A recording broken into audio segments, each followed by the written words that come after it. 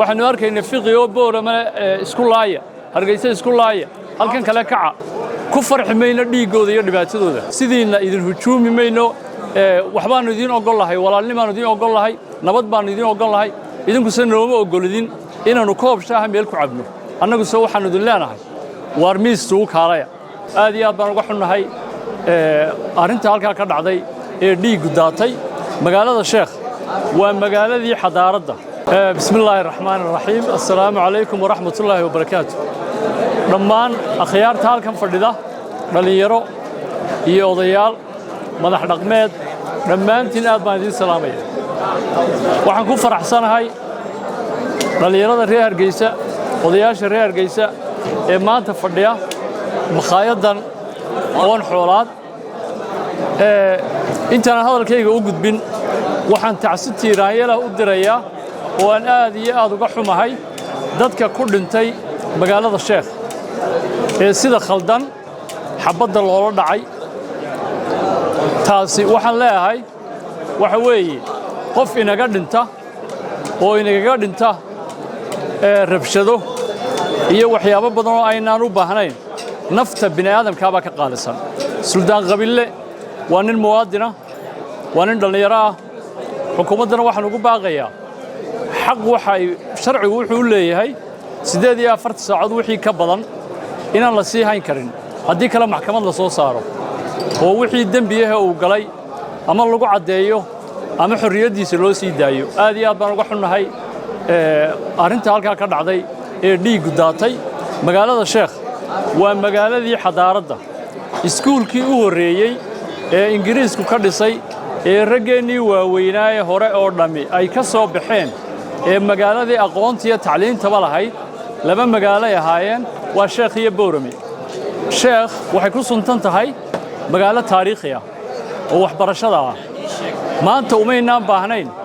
inay waxyaabahaas oo kala ka dhacaan waxaan idinku boorinayaa inaynu dhammaanteen nabadgelyada ilaashano haddaynu Hargeysa joogno iyo guud ahaan haddaynu Somaliland joognaba nabadgelyadu waa taynu halka ku fadhino waa qaali weeyaan ra'yi kalena waa idin soo jeedinayaa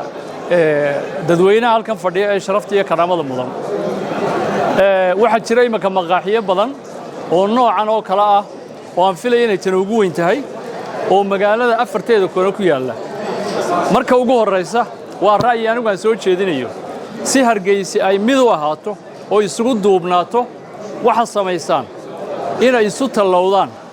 oo gudiyada halkan iyo dhalinyaradu intay halkan ka baxaan jimce ay tagaan xaafadaha kale ee magaalada si ay dhalinyaradu u yeelato isdhaxgal iyo isbarasho waayo waxa la yiri nimaan dhul marin dhaaya ma leh haddaad xaafadaadii u fadhido oo kii jaarkiina ahaa oo hadduu doono reer kaleba ha ahaade aad sag fadhidaan wax badan ku kordhimayaan waxa qiimo leh inay magaaladu isdhex gasho inay dhalinyaradu isdhex galaan in maxay ahayd jimce walba la isugu yimaado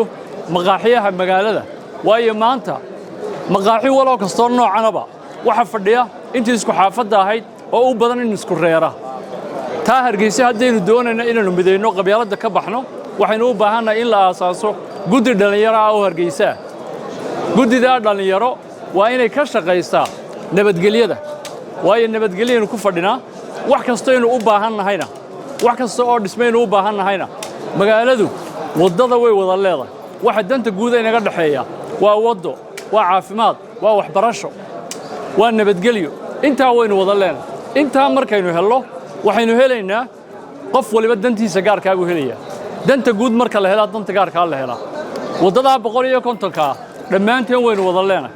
qof Hargeysa joogiyo qof Somaliland joogo oo marin ma jiro waa waxaynu wada leenahay cid gaarna ma sheegan karto Hargeysa xataa ayaan sheegan karahayn waayo ka ceergaaba ka yimaada ayaa maraya waa wada aynu wada leenahay waxaanaynu leenahay sida ugu dhaqsaha badan leh maamulka cusub iyo meerka cusub imaka xilka la wareegay inay marka ugu horeysa wadada 150 ka bilaabaan dhalinyarada waxaan leeyahay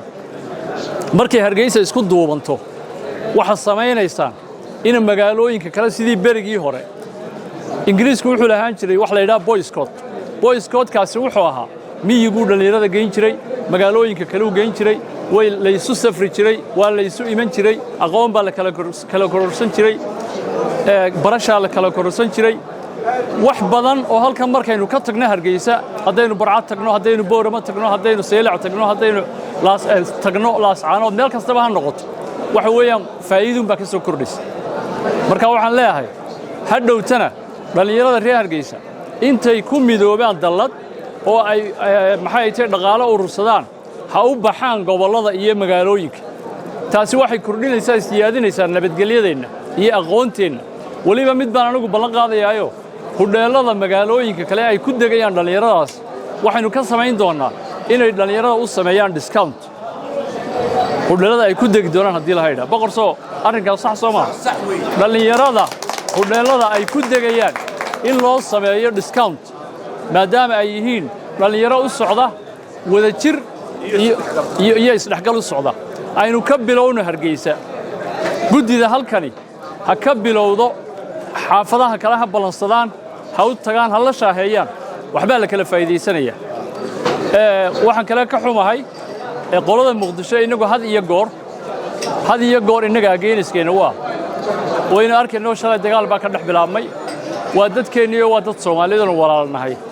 ku farximayna dhiigooda iyo dhibaatadooda waxaan leenahay iyagana war nabadgelyada ilaaliya muddo yar bay Muqdisho ay maxay anagu mar walba sidiina idin hujuumi mayno waxbaanu idin ogol lahay walaalnimaanu idin ogol lahay nabad baanu idin ogol lahay idinku sanooma ogolidin inaanu koob shaaha meel ku cabno annagu soo waxaanu idin leenahay war miistu kaalaya oo annaguba dhinac marka ka eegto maadaama dimuqraadiyaddu ay inagu yar tahay reer Somaliland dhowr madaxweyne ayaa 2 sano kordhistay anigu talaaha waxaan idin soo jeedinayaa ninka Xasan Sheekhna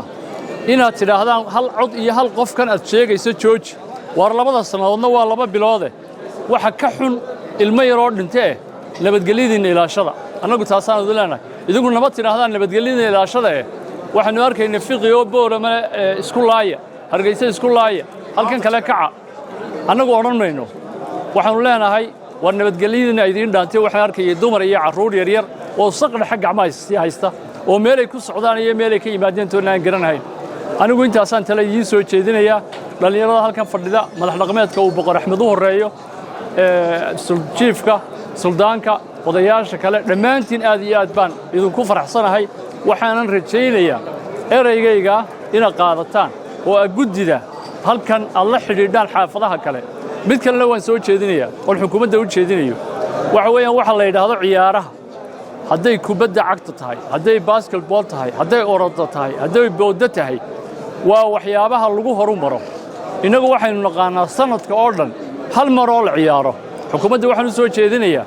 in la bilaabo iyo shirkadaha waaweyn ay kooxo samaystaan oo sanadka oo dhan ay socdaan koobab loogu kala magac daray ama mujaahidiintii hore ha noqdaan ama taariikh aynu leenahay ha noqdaan oo aan mar waaxida istaagin si dhalinyarada u mashquulsho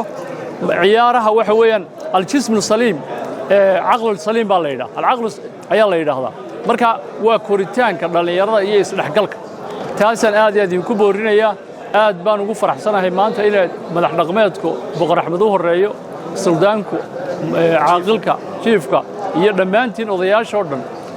anigu qariib kuma yahay halkan waa Hargeysa waa gurigaygii